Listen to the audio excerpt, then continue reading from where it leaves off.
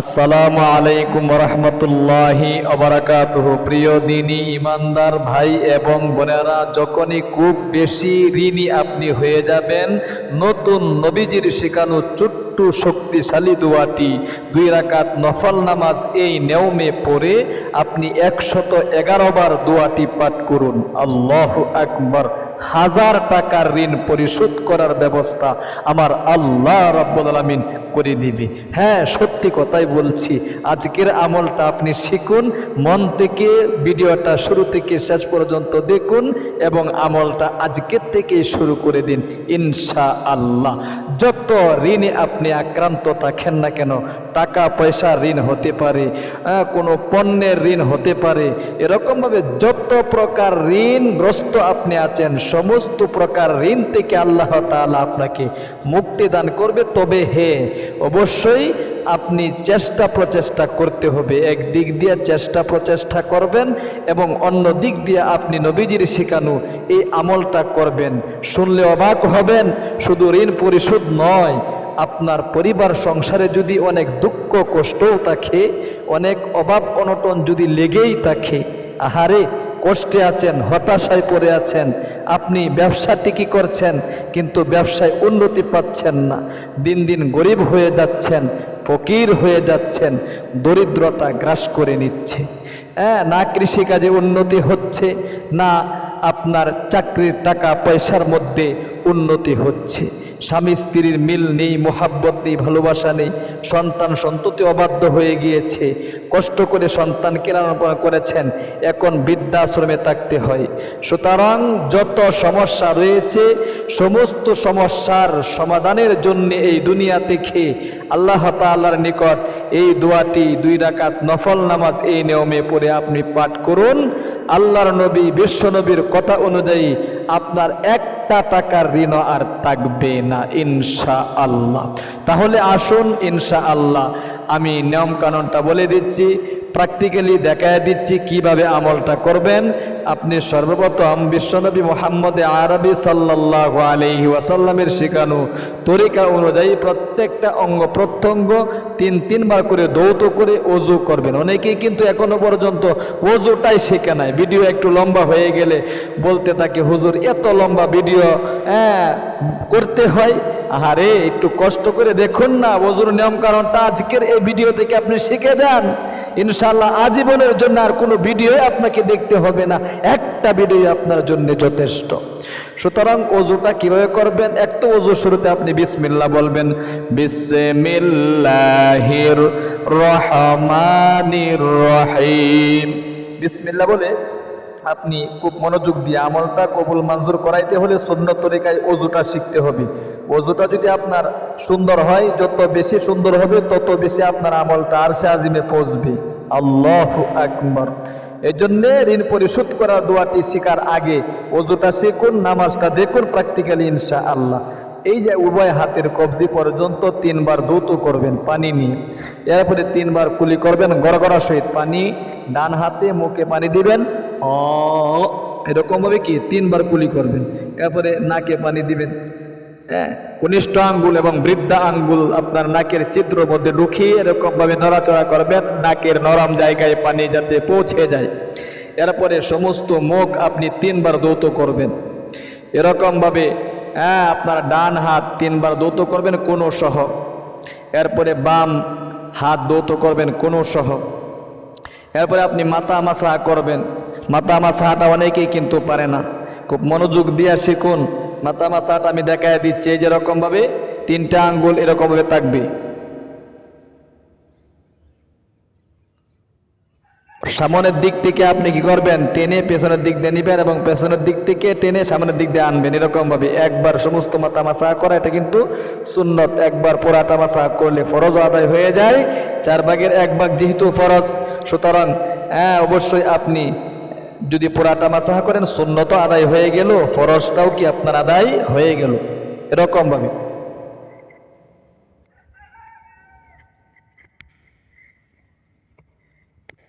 ব্যাস, আশা করি বুঝতে পেরেছেন কিভাবে মাথা মাসাহা করতে হবে। এরপরে আপনি যদি পারেন কান মাসাহা করবেন, গর্দান মাসাহা করবেন এরকমভাবে। শাহাদাত আঙ্গুল দুইটা আপনি কানের ছিদ্রের মধ্যে প্রবেশ করাইবেন। বৃদ্ধা আঙ্গুল দ্বারা এই যে এরকম ভাবে, বৃদ্ধা আঙ্গুল দ্বারা এরকম ভাবে কি আপনি মাসাহা করবেন, গর্দান মাসাহা করবেন এরকম ভাবে। খুব মনোযোগ দিয়ে দেখুন। এরপরে আপনি ডান পা সর্বপ্রথম আপনি টাকনো, অর্থাৎ উপরে যে টাকনো আছে টাকনোর উপর পর্যন্ত আপনাকে দৌত করতে হবে। এরপরে বাম পা, বাস। এরপরে আপনি ওযুর শেষে একবার কালিমায়ে শাহাদাতটা পাঠ করবেন। অনেক মহিলা মা বোনেরা সহিহ শুদ্ধ উচ্চারণ এখনো পারেন না। প্রতিদিনই ভিডিওগুলো দেখছেন কিন্তু আপনি চেষ্টা করতেছেন না। আজকে একটু চেষ্টা করে দেখেন না সহিহ শুদ্ধ উচ্চারণে।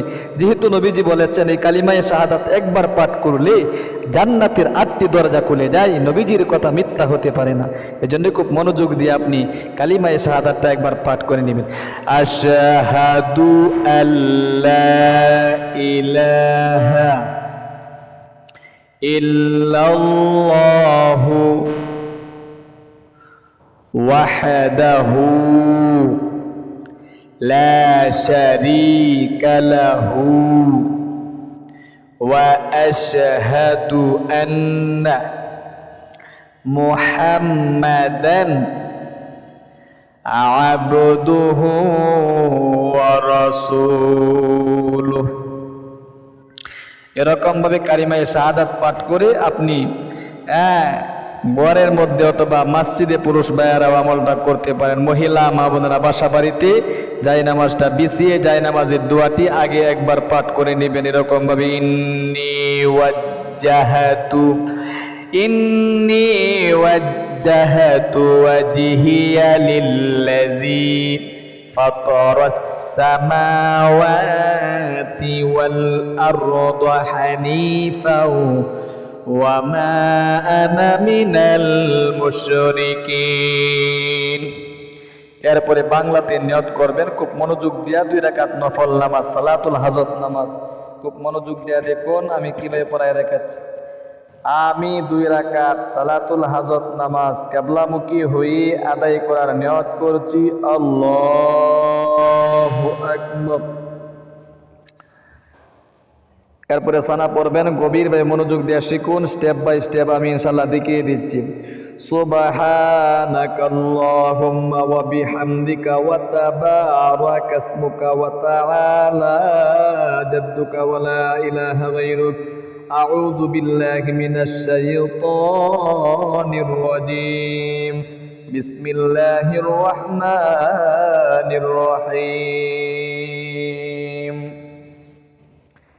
আলহামদুলিল্লাহি রাব্বিল আলামিন আর রহমানির রহিম মালিকি ইয়াউমিদ্দিন ইয়্যাকা না'বুদু ওয়া ইয়্যাকা নাস্তাঈন ইহদিনাস সিরাতাল মুস্তাকিম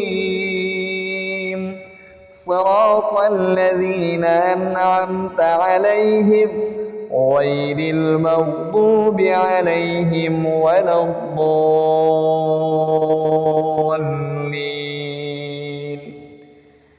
آمين بسم الله الرحمن الرحيم।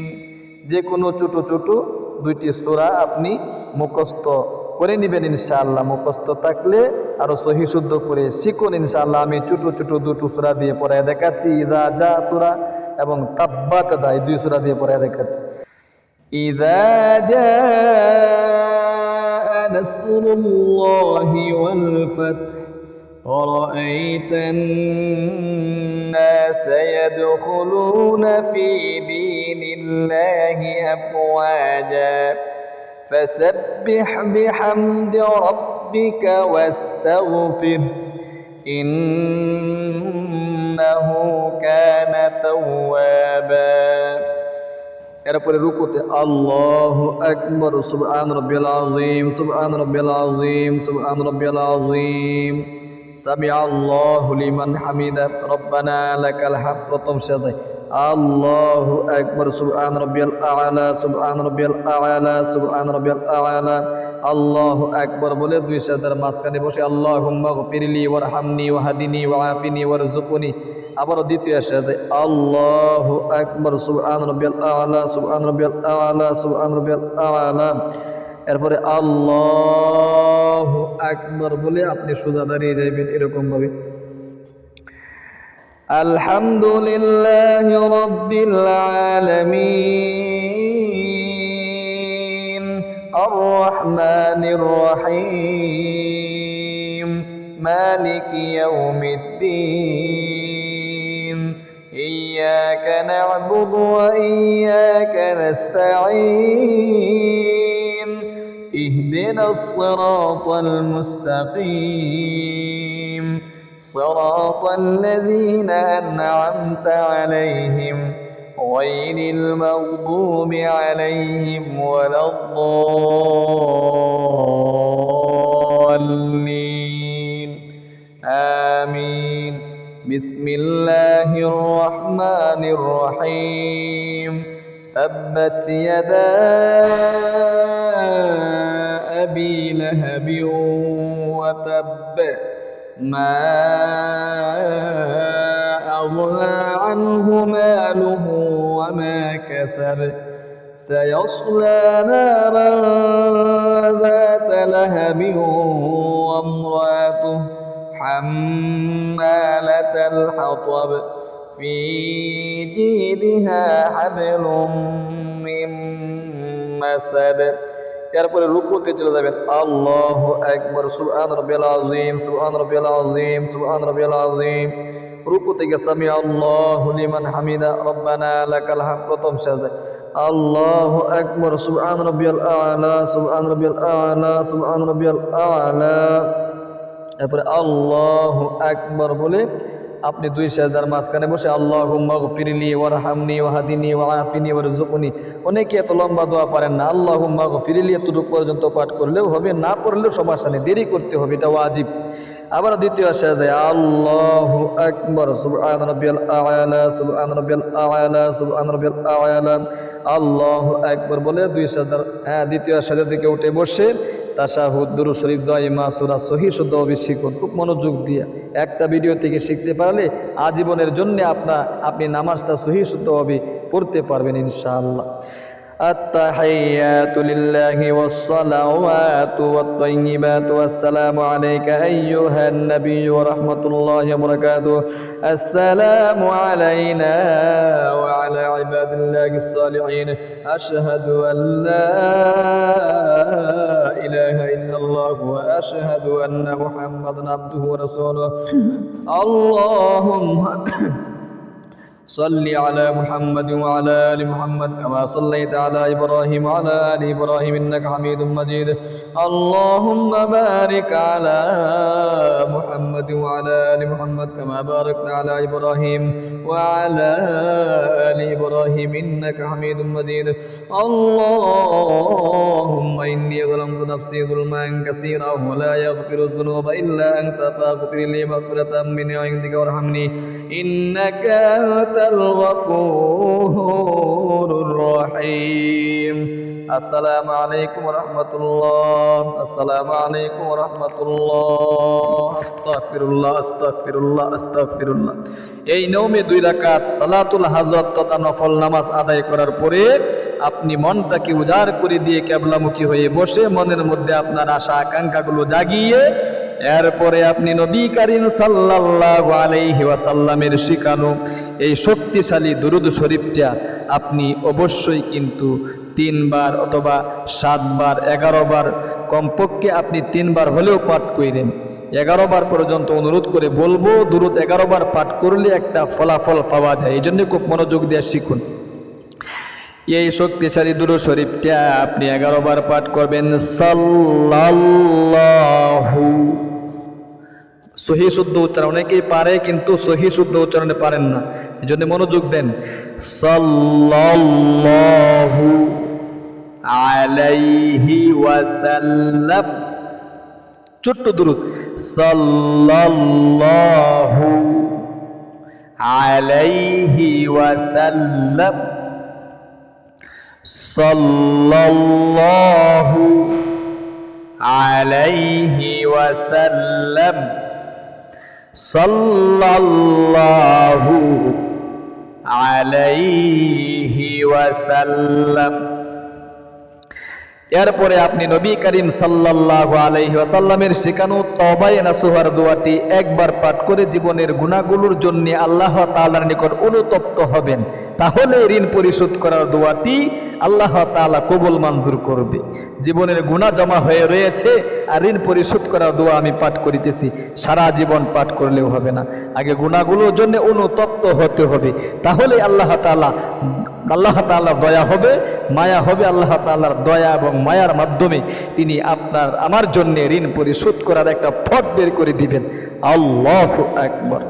এই দোয়াটি পাঠ করবা ইস্তিগফারের আস্তাগফিরুল্লাহ রাব্বি মিন কুল্লি যামবিউ ওয়া আতুবু ইলাইহি আস্তাগফিরুল্লাহ রাব্বি মিন কুল্লি যামবিউ ওয়া আতুবু ইলাইহি। আবার একবার পাঠ করুন, আস্তাগফিরুল্লাহ রাব্বি মিন কুল্লি যামবিউ ওয়া আতুবু ইলাইহি। এরপরে নবীজির শেখানো শক্তিশালী সেই নতুন দোয়াটি ঋণ পরিশোধ করার জন্য আল্লাহু আকবার। বিশ্বনবী বলেছেন এই দোয়ার এত শক্তি, এত পাওয়ার, শুধু ঋণ পরিশোধ কেন, বান্দাবান্দির মনের যত নেক মাকসাদ আছে সমস্ত মাকসাদগুলো নেক আল্লাহ তাআলা একসাথে কবুল মঞ্জুর করবে। আল্লাহু আকবার, একটাও অপূর্ণ থাকবে না। সুতরাং নতুন ছোট্ট দোয়াটি আপনি 111 বার পাঠ করবেন এরকম ভাবে, খুব মনোযোগ দিয়া 10 মিনিটের আমল, সহিহ শুদ্ধ উচ্চারণে শিখুন। ইয়া মুকাল্লিবাল কুলুব সাব্বিত কলবি আলা দীনিক। বলতে হবে ইয়া মুকাল্লিবাল কুলুব সাব্বিত কলবি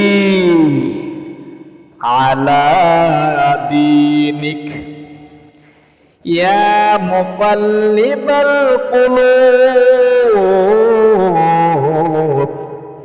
সাব্বিত কলবি আলা দীনিক। আরো কয়েকবার পাঠ করুন, ইয়া মুকাল্লিবাল কুলুব সাব্বিত কলবি আলা দীনিক।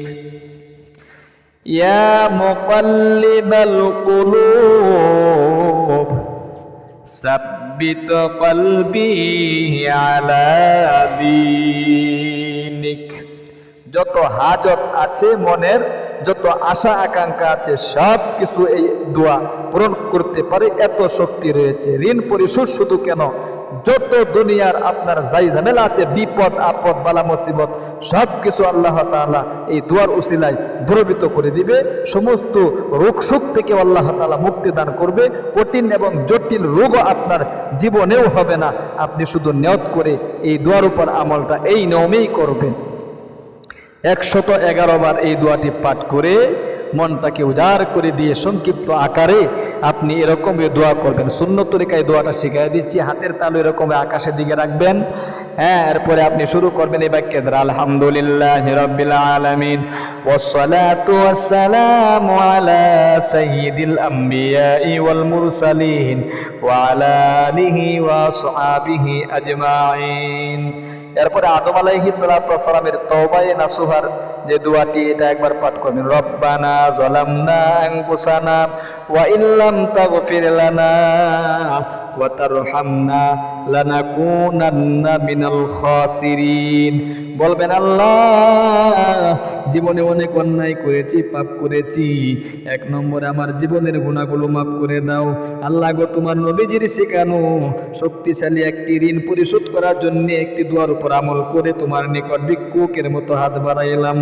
আমার মতো গুনাহগার তোমার আসমানের নিচে জমিনের উপরে বান্দাদের মধ্যে নাই। অবশ্যই তুমি আমাকে যদি লাথি মারে তাড়ায় দাও, আমি কোথায় যাব? তুমি ছাড়া তো আমার আর কোনো মনিব নাই। আমার ঋণ পরিশোধ করার পথ বের করে দাও। অভাব অনটনে আছি, দুঃখ কষ্টে আছি, হতাশায় পড়ে আছি, ঋণগ্রস্ততার মধ্যে আছি, অনেক টেনশনে আছি। অবশ্যই তুমি আমার অভাব অনটন, দুঃখ কষ্ট, পেরেশানি, টেনশন দূরীভূত করে দাও। ইনকামের মধ্যে বরকত দাও। আমার মৃত মা বাবার কবরকে তুমি জান্নাতের টুকরা বানায় দাও। এরকম ভাবে মনের যত আশা আকাঙ্ক্ষা আছে, ব্যবসায় উন্নতি হচ্ছে না, কৃষিকাজে উন্নতি হচ্ছে না, কন্যা সন্তানের উপযুক্ত পাত্রে বিয়ের ব্যবস্থা হচ্ছে না, সন্তান অবাধ্য হয়ে গিয়েছে, সন্তান সন্ততিকে বাধ্য করার জন্য আল্লাহ তাআলার কাছে বলবেন। স্বামী স্ত্রী মিল মোহাব্বত ভালোবাসা তৈরি হওয়ার জন্য আল্লাহ তাআলার কাছে বলবেন। একটা একটা করে আপনি মনের নেক মাকসাদগুলো ইনশাআল্লাহ অবশ্যই বলবেন। তাহলে প্রিয় দিনী ভাই এবং সর্বশেষে আখিরি তামান্না ওয়াজাল কালিমাতুনা ইনদাল মাউতি লা ইলাহা ইল্লাল্লাহু মুহাম্মাদুর রাসূলুল্লাহ। সর্বশেষে একটা কথা আমি আপনাদেরকে বলবো, আমাদের মসজিদের একটি নির্মাণ কাজ চলছে, ওই মসজিদটা আপনাদের এখানে তুলে ধরছি, সুতরাং আপনি দেখুন একটু ফুটেজটা।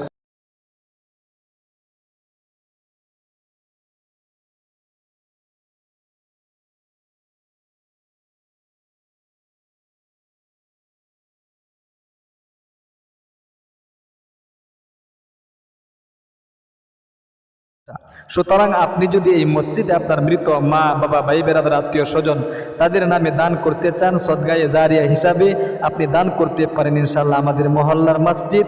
আল্লাহু আকবার। আল্লাহ তাআলা আপনার দানকে কবুল মঞ্জুর করুক। প্রবাসী ভাইদেরকে বলবো যত পারেন আপনার সাধ্য অনুযায়ী আপনি দান খয়রাত করবেন ইনশাআল্লাহ।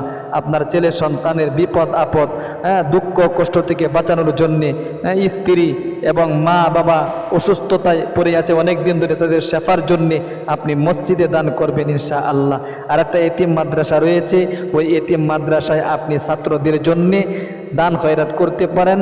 গরিব মিসকিনদেরকে জাকাতের টাকা আপনারা অনেকেই দেয়া থাকেন, কিন্তু তাদেরকে দেওয়ার চাইতেও আমি মনে করি লিল্লাহ বোর্ডিংয়ে আপনি যদি আপনার জাকাতের টাকাটা দিয়ে দেন, তাহলে অবশ্যই ছাত্ররা এই জাকাতের টাকা কে গরিব মিসকিন এতিম ছাত্ররা কে পড়াশোনা করবে। আর তারা যাদেরকে পড়াবে এরকমভাবে সিরিয়াল কিয়ামত পর্যন্ত আপনি একটা সবের অংশ আপনার আমলনামার মধ্যে আসতেই থাকবে ইনশাআল্লাহ। সত্যি কথাই বলছি, নবীজির হাদিস। আল্লাহু আকবার। নবী করিম সাল্লাল্লাহু আলাইহি ওয়াসাল্লামের হাদিস এটা।